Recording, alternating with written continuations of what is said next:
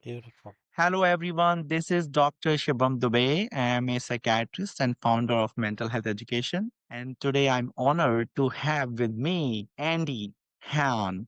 Did I say your name correctly? You were perfect. Thank you. He's a clinical psychologist with an experience of more than 40 years. My God. And he also founded Life Centered Therapy and has been healing people for so many years. And first of all, I would like to thank you, sir, for your service to the mankind and helping men and women and baby children with with the giving your life into this. So could you tell me a little bit about life-centered therapy? What does that mean? It means that we used to call our work guided self healing, and it was guided by something larger and self and wholeness. But we call it life centered therapy now because I think what's foundational to everything in my field is life, not any part of life, but life itself. And I think life actually, so we don't start with beliefs or feelings or behavior or even mindfulness or systems, anything. We don't start with material things like brain function. We start with life. And we say that life is an evolving being, and we are like mystical cells. If you take this mystical idea, we are like cells in the body of this living being. And so, what our role is to know two things from my point of view. One is that we are everything. So, if you think about cells, right, all cells have DNA. So, we have like 3 trillion cells, but each of them on one level is the same. So you could take one cell, and if you had enough information, you could clone its whole universe. So everything is happening simultaneously. On the other hand, each one is differentiated. So each of us have our unique roles to play. And it seems to me our job is to become free of whatever it is that's blocked us so that we can know two things: that who we are is everything and everything is who we are, and that we have our own unique differentiated role to play. So that's the big picture. Now I'm going to tell you the small picture, which is I'm going to tell you why I think people come for healing, which is I think there's only one reason people come for any kind of healing, whether it's physical like chronic pain or chronic fatigue or anything, allergies, autoimmune disease, mental like anxiety, emotional like depression, relational like bad relationship patterns that happen over and over again, or spiritual like alienation. I think there's only one reason people come for healing, which is something can't be handled and taken in stride and handled. I think that's it. And I think all that therapy is, or all any healing is mastering what can't be taken in stride until we can finally say yes to everything. And if we can say yes to everything, we're free. We're a fully realized being, because no matter what happens, we won't be like, if we take our Judeo Christian tradition, we won't be like Jesus right before he's crucified, where he says, "Why hast thou forsaken me?" So, as an exemplar, he's saying, I can't handle something, right? I can't take it in stride. And when he becomes Christ, he says, when he's being crucified, he says, I commend my soul unto you. I'm no longer identified with a body or with an identity. I'm just everything. So I'm just a verb. You can't kill a verb. You can't do anything to it. You can kill a body, but you can't kill that which is an evolving motion, right? So that's what I believe. And then I'd say it's pretty easy to say how to do this, which is when something can't be handled and taken in stride, you could say energy becomes matter. So who we are is a free flow of energy. That's who I believe we fundamentally are. And when we can't handle something, it becomes materialized. It slows down very, very, very much, and it becomes matter. And we unconsciously identify with the matter, and we believe it's who we are, as opposed to being in relationship with it. So I'll give you a simple example of what I mean, simple PTSD, right? You're in my office and you come for panic attacks, and a motorcycle backfires and you have a panic attack in my office. Probably not because the motorcycle is backfiring. So I'm going to say something to you. I'm going to say, okay, when you're having your panic attack, what's happening in the body? And you might say, my heart's pounding fast. And then I'm going to say something funny to you. I'm going to say, Shavim, you're not having a panic attack. Your little toe is just fine. It can't be you. But someone whose name is heart pounding fast is having a panic attack. And unconsciously, you've identified with them, and you're living out echoes of their story over and over again, trying to master it. Here's what you're going to do. You're going to choose to become that, what you could say, crystallized consciousness that's now dense, called heart pounding fast. It's now a noun that you identified with. You're going to choose to become it in the same way that an actor would choose to fully embody a role. And the second you do that, you're no longer identified with it. You're now the one, if we take mindfulness and somatics and spirituality, how do we put that all together? You're going to choose to become that one. And now you're identified with the one who's saying, I'm aware of you and I allow you and I bring all my attention to you and I accept you with loving kindness. And I'm not you. You're just something being experienced. And then I'm going to say, you're going to let heart pounding fast share whatever it wants to share.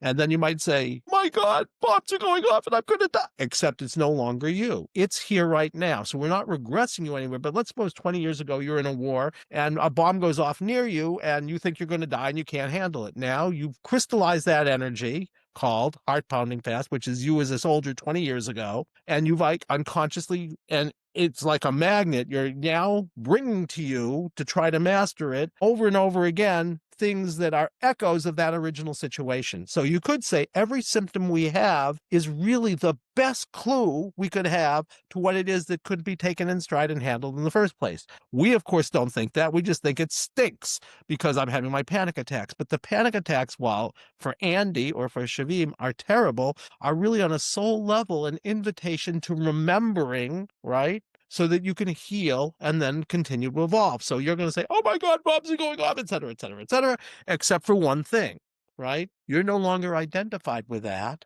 You're just Yeah. living the So experience. Andy, you explained a lot of things here. There are a lot of concepts here that that you have just explained. I will go back to it. Okay. So Sure. basically, what I'm understanding that life-centered therapy, what you really mean is actually helping them understand the life itself. Yes. It's not just a materialistic, if you are living your life materialistically or spirituality. Correct. Because what is happening is when a person coming to you with a heart rate pounding, he's coming with a materialistic manifestation. Now you're saying that that manifestation may have, no, not may, actually has links to your spirituality, but you're Correct. totally unaware and you identify with the materialistic person. So you are living it, You're right. living the heart pounding. You are emotional. You're whatever it misery it brings, you are suffering. If you could explore, understand, or imagine with the therapy that you provide Mm-hmm. that there is another dimension of you, which Mm-hmm. is your spiritual self. So Mm-hmm. it's a very difficult thing in therapy. So usually, I guess if the patients or people who come to you, they should be little spiritual. Do you think if they come to you, Absolutely. or you can No, no, still challenge anybody. them? Huh? No, because all I'm going to say to them, I'm going to say to them the same thing I just said to you. Mm. Yeah. Is Yeah. that you're there's Mm. only one reason you're coming. I don't care if you Mm. call it allergies Mm. or anything, or you have chronic back pain, right? Mm. As long as you can't just say yes to it, Mm. you've got a problem. You're suffering. So Yeah. all I'm going to say to you is, here's how you're going to stop suffering. Mm. You have Mm. identified with something. And Mm. what we're going to do is we're going to help you become identified with the one who's bearing witness to something without believing it's who you are. And I haven't had one person yet in 30 some odd years than that who hasn't been able to get it. So I'll see anybody, it doesn't matter. They can say I Huh? believe in spirituality. I'll say I'll never Okay. mention the word, but Okay. if it's useful, you won't care. And This is actually amazing that you are bringing the real core of healing, which is helping the people understand that there is something else who is watching what is happening and well, I'm helping actually them. inviting them to become the one who's bearing Yes. witness. So Yeah. all healing is to say, instead of identifying with a Mm, noun, mm. right? Yeah. You're going to With a become verb. the one who's bearing witness and saying, I'm going to fully be here with you while I open to a higher vibration. So I think all Mm, healing is I'm going to align, if I'm a therapist, I'm going to align with Shavim, who's aligning with something where Shavim is mm, suffering. And mm, my job is to align with that. And I just bring all my attention to that, right? mm, That dense energy while I align with the highest mm, vibration I can align with. And what happens is by allowing it and being aware of it and then opening up to life itself, it just transforms. And if the only reason you're having panic attacks is mm, because of what happened mm, 20 years ago in mm, Afghanistan or Iraq in our world, right? mm, I will pretty much guarantee you mm, But if the only reason you're having that panic attack is what happened to that soldier, mm, we'll find out what his story is without mm, regressing you. We're not regressing you at all. So we could take you into the worst nightmare mm, you could possibly imagine because I'm not inviting you to regress to being that one. That one is here right now as part of the community of soul, you could mm, say, mm, but you just haven't been aware. And then you could become aware of anything because it's all happening right now, mm, right? So we don't regress anybody. We say that soldier is here and anything could be here. All you have to do is open to every possibility for what the cause could be and every possibility for what the resolution could be. The most powerful resolution being awareness in a high vibrational field. But if he says, no, I need something else, I need to do EMDR, I'll say, great. But we're going to ask that being what they need the most, and they'll know everything because, of course, we can access everything. I use kinesiology to do that. And I'll say, is just telling the story enough, or do you need another practice? And you might be coming in with a symptom and it might not be the true cause. So, like, I could give you a different example with the same thing, but that would be if, let's say, I'll give you a quick other example. Let's suppose you come in with the same thing, right? But I find out this time your panic attack is not the problem. It's a symptom of a deeper problem. And I can find out, I can quickly determine that. And I find out it's a story of betrayal. And you're the one who did the betraying this time, okay? And I also find out it's nothing that happened to you, but it happened, if you believe in other lifetimes, which I don't care if you believe in other lifetimes, I find out that it happened in what you might call a karmic past life. If you don't believe that, I'll just say it's like it's a mythological story. It's like something in the imaginal, or it's something like an undreamed dream, but you won't be the main character. I can find all that out. And I found out that their story is betrayal. All right. So I'll say to them in this case, that panic attack is not really the problem. It's really a symptom of a deeper problem that's affecting, making you have the panic attack, but all kinds of other things also, right? So we find out it's betrayal, and I say, and you're not going to be the main character. All right. So I say, when you open to I betrayed a trust, right, which I can find out what happens in the body. They say, my throat's closing up. I have excruciating pain in my right foot. Okay. I say, great. So you're going to become throat closing up and excruciating pain in right foot. And this is actually a variation of a story, which is what's so interesting about it. And I'll tell you quickly. This person comes in and says, oh my God, like I've never done anything like this, but I see that I have a uniform on, and like I know I'm a general and I know it's World War I. And this person, by the way, has never done anything like this and doesn't believe in any of this stuff, but it's just coming to them. They're just reporting. And like this time I'm leading a group of men, but I get distracted by something. And when I get distracted, they keep going and they walk into an opening and there's an ambush. And I'm seeing bombs going off and I'm seeing hand grenades and I'm watching them get, wounded and killed. And I try to scream, but I can't scream anything. So, like, I take out a pistol and I shoot myself in the foot because if we ever get found, I want them to think that I wasn't a bad leader, but really, like, I just get wounded with everybody else. Okay, et cetera, et cetera, et cetera. So I say, okay, you got a problem. Your problem is you believe you betrayed a trust, right? So in this case, we're going to do a simple making amends practice. We find the souls of those men and we say, all right, want to tell us what it's like for you? And this person's expecting that they're going to like, really say you were a terrible leader, et cetera, et cetera, et cetera. And they say, no, what we needed to know was we needed to know that just because you didn't tell us to stop, we didn't have to act like lemmings. And like we could have thought for ourselves. So really the best way we could have learned this was to go through this on a soul level, on a personal level. They all died. It's not so good, right? At which point the person goes like that. Now, here's the interesting thing. That person says, not only do I have panic attacks, right? But I have chronic pain in my foot that nobody can understand because I dropped I dropped this big rock on my foot 7 years ago. And the doctors are saying, there's no reason you should still be limping and in pain, but I'm still limping and in pain. And it must be about that. Well, it's not about that. It's because that was you recreating unconsciously shooting yourself in the foot. And you have OCD and you say you have ADHD and you say, I feel like, I get distracted. And for some reason, when I get distracted, I get guilty.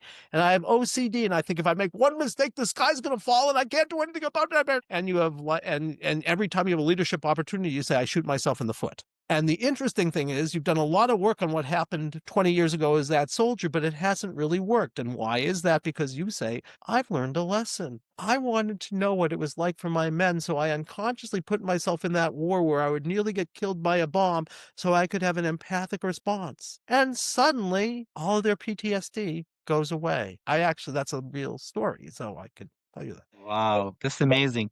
That's really amazing. So I have seen a lot of veterans I worked in Boston VA healthcare system. So one of the episode that you remind me is with a patient who was in Afghanistan, and she was checking all the vehicles crossing at a checkpost, and she didn't pay attention, and then that vehicle exploded, and now she feels that it was her fault, so that guilt she was carrying. So I could relate to that, your story, that she felt like she betrayed the trust Mhm, of other people who died. But interestingly, that the way you describe that, you bring them to first mhm. accept what they have done instead of fighting with it. Instead of, the conflict, you resolve the conflict in your mind, say, I accept it that I did it, right? Exactly. When you accept it, then you open the door for repairing it or some kind of a resolution to it. Because more and more you will carry it all your life, you will always be manifesting physical symptoms of it, be it panic attack or be chronic pain, whatever it will be coming in some or other way from your unconscious mind. It will, or definitely must have created some kind of neurocircuits in your brain that Oh, fires automatically, right. even without your permission, even without your knowledge. It has become so automatic that it just fires, you don't even know, That's right. because you don't even you're not when you are in panic attack and physical manifestations, you cannot think right, you Right. cannot use your wise brain. Alarm amygdala is already alarm. So first thing, like you said, I really admire that, is that you help them accept it. Right. And who is accepting it? Now that's another thing, right? There's one part of it who is living it, feeling it, reliving it, and then the one part you said, I accept whatever it is. Then the next thing you told me, that you ask, bring all those souls, imagination, bring all those souls who died and all that, and you ask for forgiveness. Is that correct? You said something about that? In that Mm, case, the practice was that mm, they had to find the souls and say, yes. I will take responsibility and you can say Yes. anything you Take want. responsibility. And it just Take so res- happened in this case, they said, we forgave you 100 years ago because we had to learn a lesson. And then he goes, oh mm, my, because he'd been feeling this unconscious guilt forever. And, yeah. well, Yes. Yes.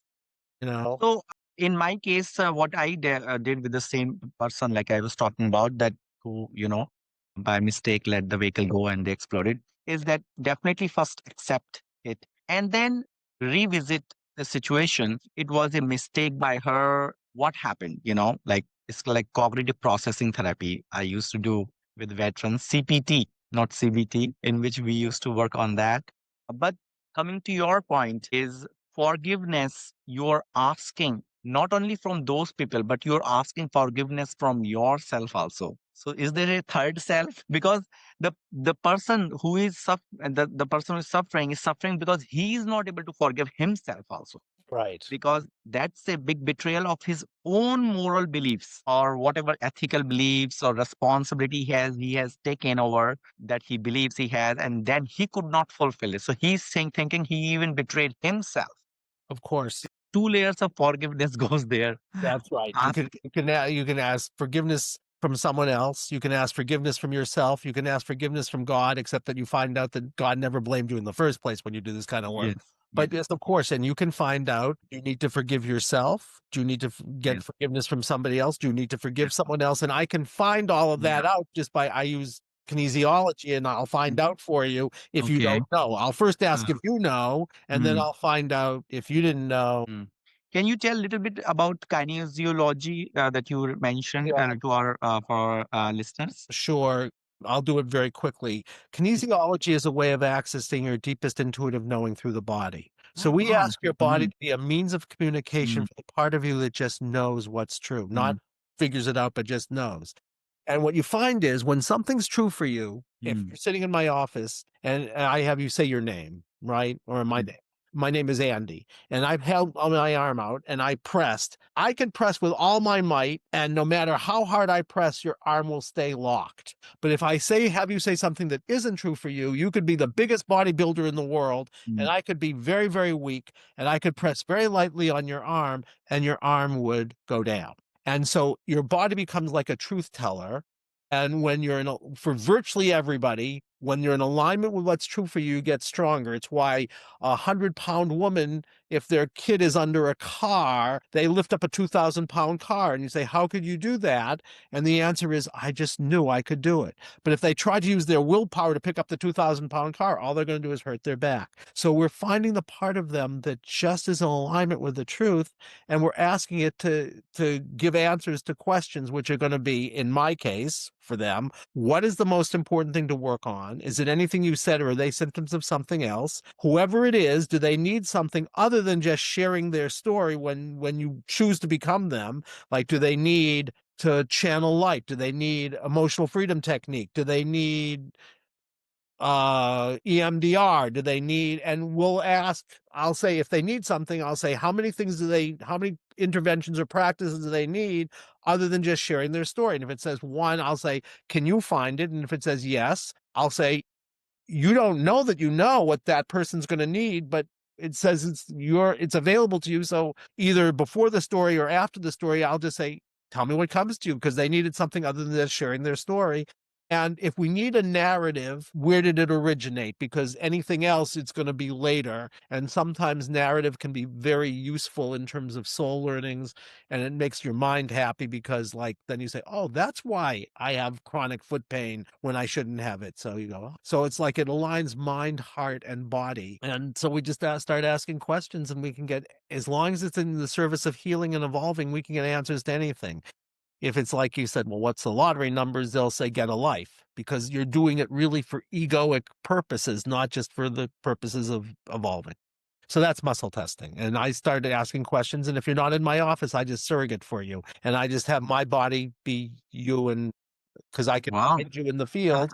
Like you can find dense and you can find heart pounding fast. Well, I can, if you're identified with Shavim, right? Mm. Then you're a dense energy, because you've said that I'm a noun. So you're in the universe, and I can just line up with you, like finding you in the body of life, and then I just become you, and then I just start muscle. So, in my experience, I have seen when I discuss with the patients about, forgiveness and all that, I get a lot of resistance that they think that it's really difficult. It's easier said than done. That's what I get all the time when we ask for forgiveness for themselves or others. So how do you deal with that kind of thing if you think a patient is having resistance or difficulty because of all the trauma, you know? Well, I'm going to say something to you. I don't think there is resistance. I only think there's remembering. So what people look at as resistance, I'd say it's one of two things. Either you're remembering a trauma, or Mm-hmm. you're remembering the way that you tried to cope with it by protecting yourself. We only remember two things. And what people think of as resistance, right?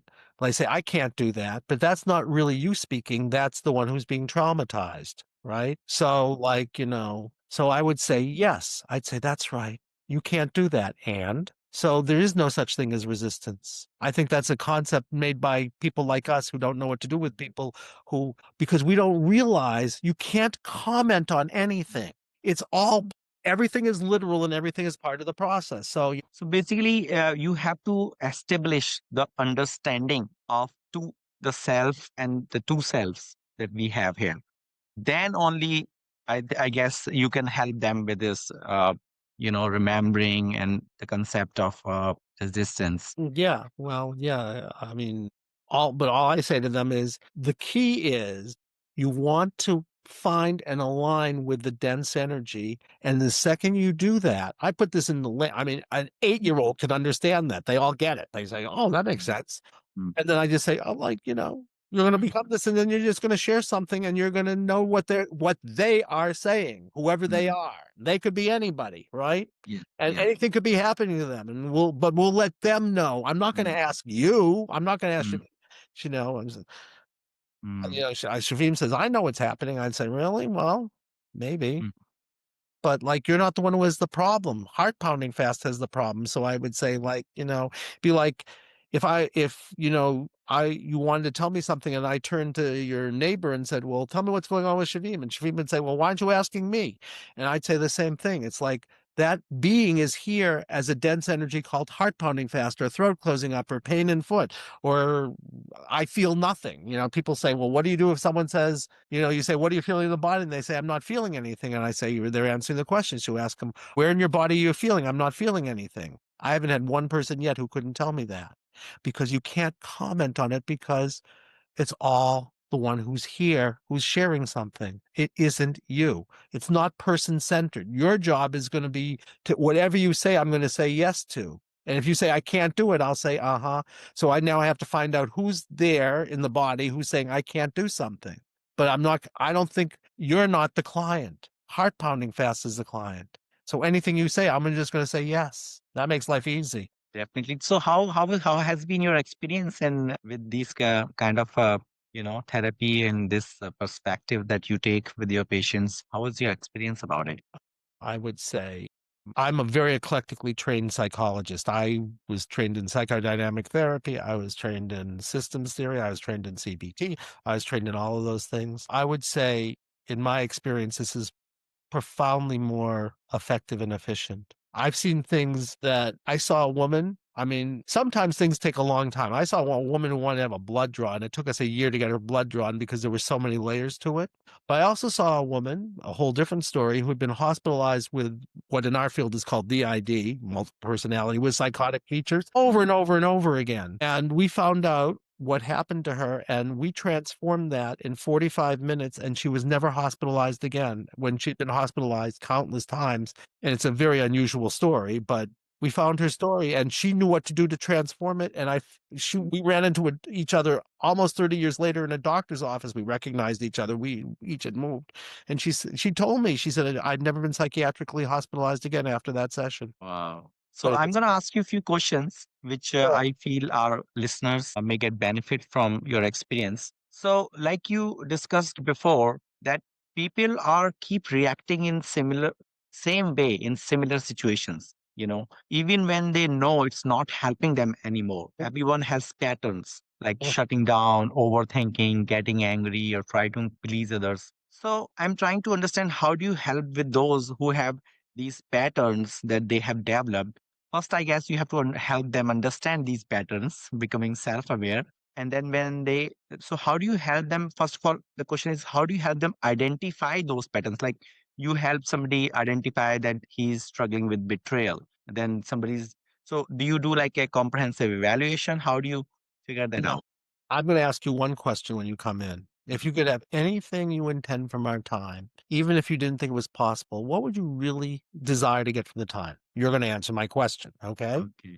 So you might say five things. I mean, like Mm. I have anxiety attacks, I have writer's block, I have chronic pain, I have allergies, I have major depression. Okay, so you say five things. So now I'm going to start working with you, and I'm going to start by saying I'm going to find out if what we're going to do is life-centered therapy, which I'll find out. Then I'll say, okay, do you have a highest intention? And is that what we're to do? And then it will say probably yes. And I'll say, is it any, some, or all of the things that you said? And we'll either say yes or no. If it says it's yes, I'll find out, is it one of them only? Is it one of them, but it's made up of several of them? Is there more than one? And it will say, we'll find out what the most important thing to work on, your highest intention. But it might say, none of the things you said are your highest intention, right? The most important thing to work on.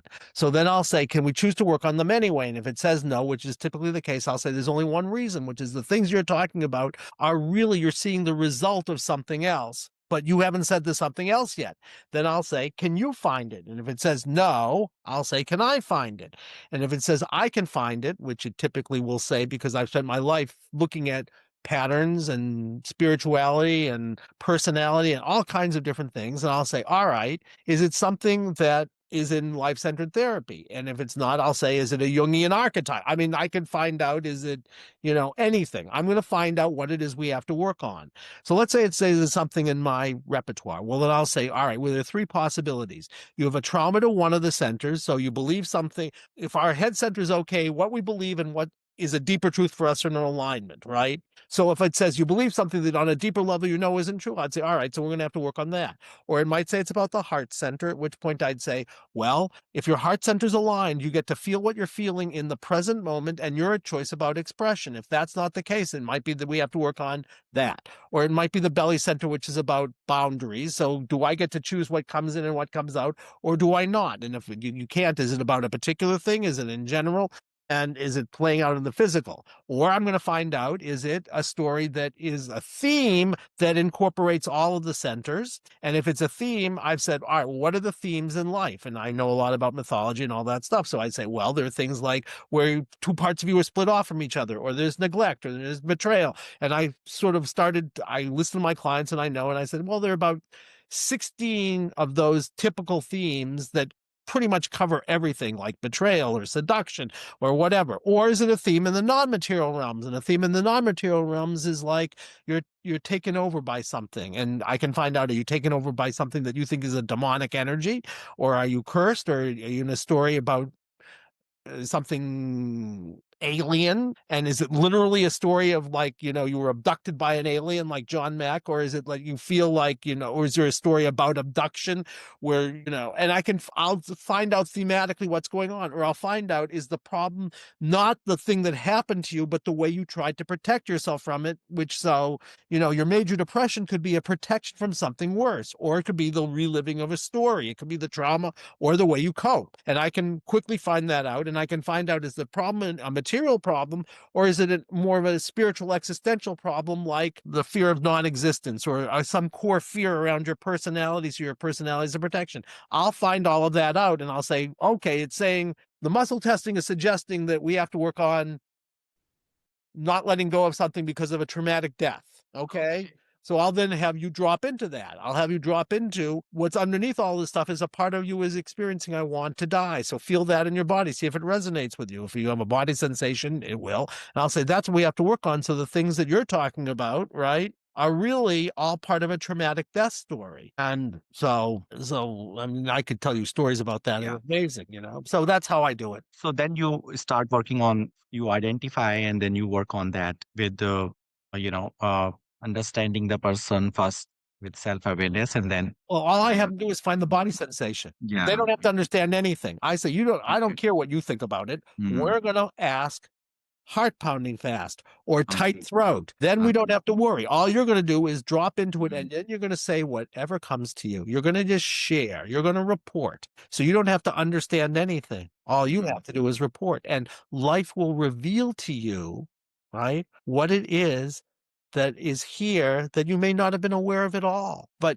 it'll come through you. So I'm not sitting here analyzing anything. And they don't have to understand anything. They just have to go inside, and from the bottom up and inside out, it will get revealed to them. And I'll just be here with you. Fascinating, fascinating. So, what do you think about, like, if somebody wants to know about life-centered therapy, where they can go? Can they find it out somewhere? Is it like some literature or any Sure. book? They can go to our website, which is lifecenteredtherapy.com, and they can find out a lot about us. We wrote a book called The 1 Hour Miracle, which I Mm. have mixed feelings about that title, but that was our publisher's ideas. So you have it. You have. We have a book and we have Yeah. trainings. I mean, I do all kinds of, I do 1 day trainings. And you can learn the foundation of Wow. this. I can teach you all of this in a day, and I can teach anybody. And I will tell you, if all you ever did was find out the thing that you were afraid to experience, find it in the body, choose to become it. It's not top down, it's bottom up and inside out, except that you're going to. Mm. So I would say to anybody, if you have one thing, if there's something you're reactive to, right? You're anxious, you're judgmental, you're comparative, find it in the body. Oh my God, I'm having panic attacks. Find what happens in the body when you're having a panic attack. My throat's closing up. Okay, bring all your attention to throat closing up and just say, I'm going to choose to be here with you. I'm going to just choose to focus all on you and then just be open to whatever comes to me. And people get the most amazing healings about that stuff. And all I can do that they can't do is I can find out if there's a deeper theme, and I can find out if they need to, I can find out, do they need to find an originating narrative? Is it just that it wants to share something, or is it something about, some core fear and the way you're protecting yourself from a core fear of your personality? I can kind of determine things, but I can teach you in a fairly short period of time all the things I know about that stuff. One question I have, when you actually have them imagine that physical manifestation, physical symptom, like Mhm. throat closing. So you have them imagine, and then then the next step is you try to have them Like look at it or feel it? What goes from there? I have them choose to become it from the inside out. They're Okay. not, you come to me and you say Mhm, something. You say, mhm. like, whatever you're going to say. You say, there's something wrong with me. All right. Yeah, yeah. I'd say simple. I'd say simple. When you're fully allowing this, right, Mhm, for a second, this thing that mhm, you don't want to admit about yourself, there's something wrong with me. mhm, What happens in the body? You'll say, oh my God, nausea. I'm going to say, mhm, okay, mhm, nausea is an exact equivalent to something's wrong with me. Okay. mhm, But it can't be who you are, because if it was, you couldn't bear witness to it. So what you're going to choose to do is you're going to choose to become that sensation. Like I said, it's dense crystallized consciousness. You're going to choose to become it from the inside out, and then you're going to become, I'm going to say, nausea, what have you come to share about? There's something wrong with me. And it'll say something. And all you're going to do is speak it out loud. You're going to say, I'm saying, like, oh, there's always been something wrong with me. It's been here from the very beginning, et cetera, et cetera, et cetera. I say, oh, it's a core fear you have that you're experiencing life through. Okay, well, that's just a doorway to, like, your divinity, really. But it might say something else. It might say, when I was 3 years old, my father didn't accept my present, and it must have been my fault. Okay, great. Now we know why you're saying there's something wrong with you, because your 3-year-old kid, and one of the things that came out of the fact that when you made your father the president, he ran out of the house and, like, you took it on and said it's my fault. And then let's say you say, and then you said, this is too painful. I'm going to, like, not care. Well, then when you're 21-year-old, you have a major depression, and it looks biological, right? And you describe it like, I don't care about anything. And I drop you in, and I find out when you're 3 years old, you tried to give your father this gift. He went out of the house. You started to think, oh my God, there's nothing wrong. I can't feel, this is too much. I'm going to numb myself by saying I don't care.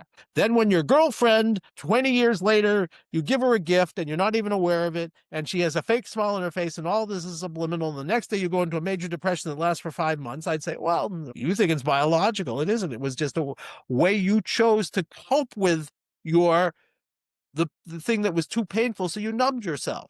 Okay, so you made a choice when you were 3. You forgot you made a choice. Let's make a different choice. And then your depression's going to go away like that, which I've seen it before, wow. right? So you're not imagining anything. You're becoming the one who has the problem. And then it's here right now. You've turned and you've experienced the one that you've been not experiencing, right? So you're choosing to become it. And then you're just saying, okay, either you're going to tell me a story of something that happened you couldn't handle, or you're going to tell me a story of the way you coped with it, or you're going to tell me a story about both. And I can even find out, do we want to work on the protecting coping mechanism, or do you want to work on the thing that you're protecting yourself from? And the muscle testing will tell me. And if it's a coping mechanism, I'll say, okay, that was a choice you made, but you weren't aware you made a choice. You forgot you made a choice when you were 3 to numb yourself. Good choice at the time. Probably you're going to be annihilated otherwise. But when your father doesn't come to your opening and says, I'm so sorry, I can't come, and you say, Dad, I don't care. And the next day you go into a major depression. Of course, there's no precipitant, because it never occurred to you that you couldn't do it because your dad couldn't come to your opening 18 years later, but you're just living out the 3-year-old kid, right? So I say, well, let's get that 3-year-old kid to make a different choice. And then throughout your timeline, you won't be stuck there anymore. You'll say, oh, I'm remembering what happened.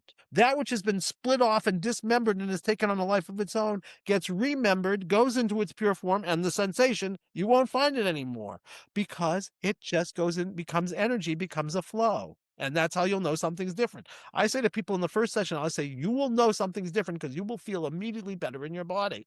And if you don't, we're going to find out why. Wow, that's amazing. I would love to get a hold of your book. Maybe you can send us a link and I can put it in the comment section so people who wants to buy that book, they can get your book, because it's amazing the way you have explained and giving a uh, another way to look at it, because often therapists are just using traditional CBT and like EMDR, like you said, psychodynamic. But here you are actually helping the people go deeper and help them understand who they really are. Are they the experiencer or they are the observer? And the person who is experiencing is suffering, but there is a person who is observing also. And help them, and then just having that understanding and experience of it creates a tremendous, I would say, tremendous relief that they are able to get rid of all these, physical and psychological things they were carrying. They were able to understand that this experiencer is having all those experience things, but you are the observer. Can be the observer who is not the experience, right? But Mm. you're going to experience that which you're no longer going to identify with the one who experienced something. You're going to identify with the one who's observing and then choosing to experience what was experienced before, but this time by choice. And Wow. I would say if there's one thing that I would pray anybody knows, and certainly any therapist, all you have to do is invite people to find the thing that they haven't been aware of, which is going to be a body sensation. It's a dense energy. And that all healing is lining up with a dense energy and saying, I'm here with you. And I'm here with you like I'm the best parent you could ever imagine. I'm like divine because I'm going to just say, I'm here with you. I allow you. I accept you. You can say anything you want, and I'll just say yes. So one question I have in terms of energy, like you talked about crystallized consciousness and dense energy. Could you tell me a little bit for our listeners the difference between and what is it exactly? So what I'm understanding is the crystallized consciousness and dense energy is the bodily manifestations. Is that Right. right? Yeah. Anything you identify with that isn't the one who's just bearing witness will have a dense energy. Even Okay. I am Andy has a dense energy because I think Yeah. I am Andy on one level is a protection from experiencing who I truly am, which is Yeah. everything. But then, of course, Mm, Andy would cease to exist. So I'd say, well, mm, the heck with that. For me to become divine, right? mm. Would for me be non-existence, and I'm going to have terror about that. And then if I said I'm Andy, you'll find a dense energy. Can I be the one who's bearing witness to Andy, right? And that energy, the one who is bearing the witness, sorry to interrupt you, what would you define that not as dense energy, but some other form of energy? Yes, I would define that as energy. Just There's energy. nothing dense about it Okay. because Subtle, you would say, say subtle energy?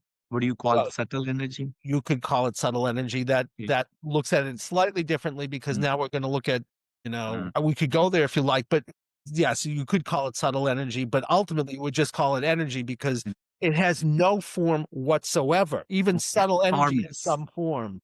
And what about when you mentioned divine to it? What do you mean by that? Well, here's what I mean. Let's say you were looking at your worst fear, like there's something wrong with me. You know what your worst fear says? It says, Andy, you think you get away from me?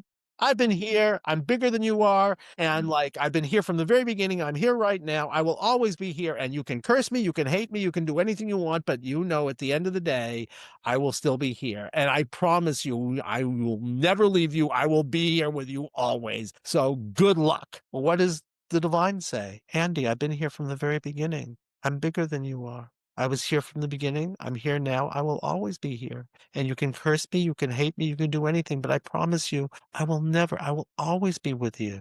So I think our worst fears about ourselves, right, which we then spend our whole life trying to protect ourselves from, really, which is like a black hole. If in our personality, we have a black hole in our personality, which if you know the Enneagram, I think there are 9 of them.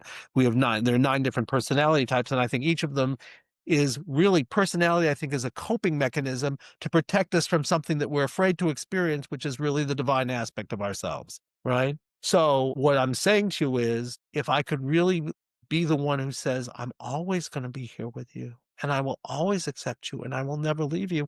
Well, of course, we can do that with ourselves, right? So, I could be the one who's here and I'm saying, I can discover everything about everything, right?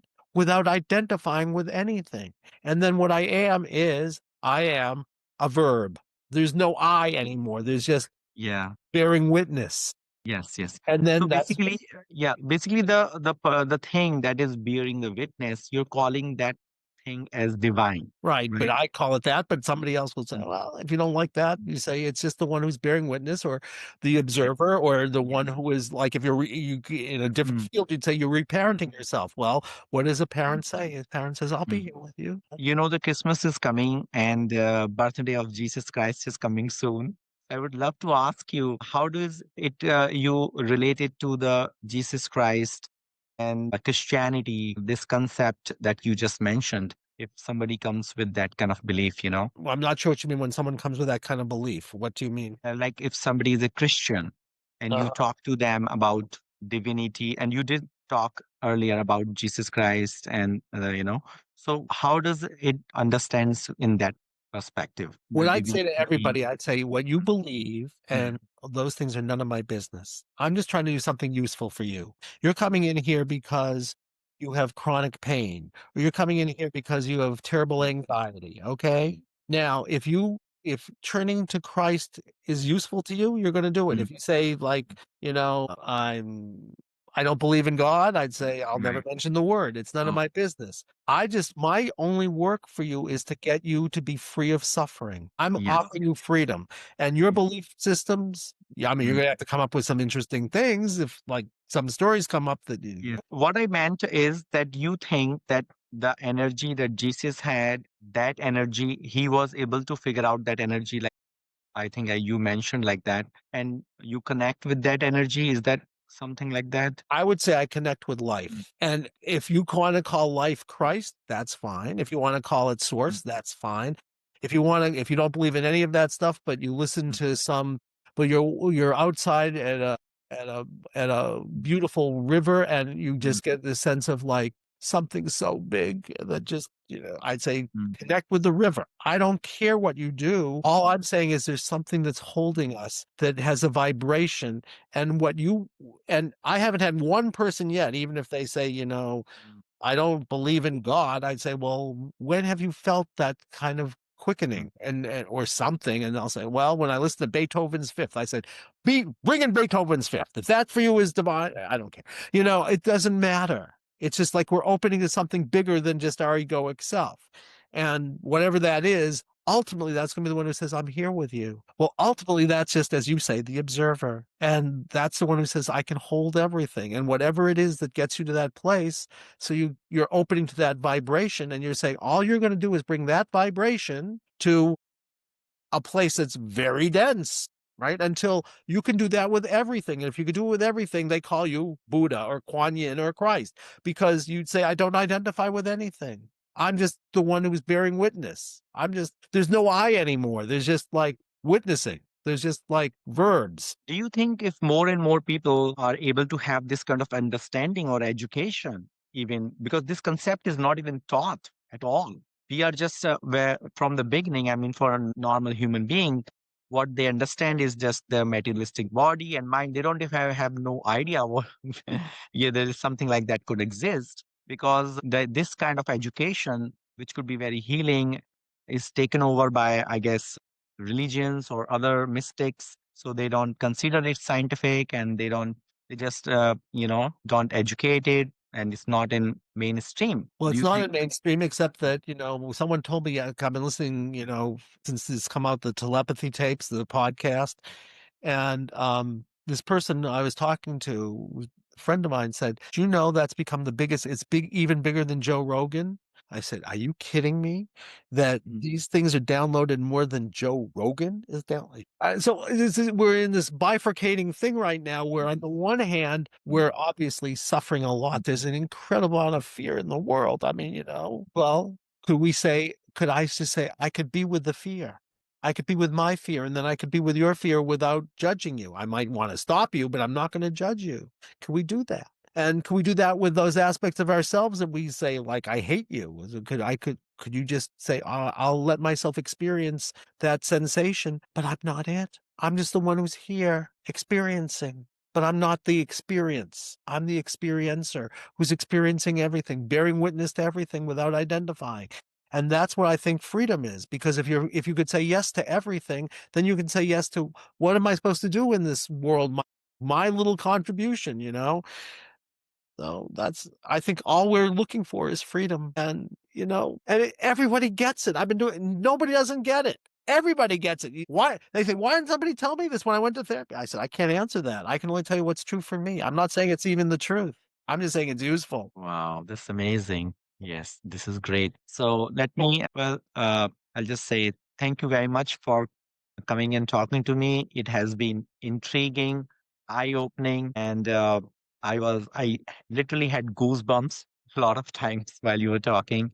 And I could see that you feel it. You not only just talking about it, you embody it, or you are the observer. Well, not all the time. I'm not claiming to be a guru who's a fully realized being. I'm still working on Mm. stuff, but at least I'm committed. What can I tell you? Like we all are. Thank you very much for come listening to our podcast. Stay tuned for more. Thank you. This is Dr. Shivam Dubey with Andy Hahn, licensed clinical psychologist and founder of Life Centered Therapy. Thank you.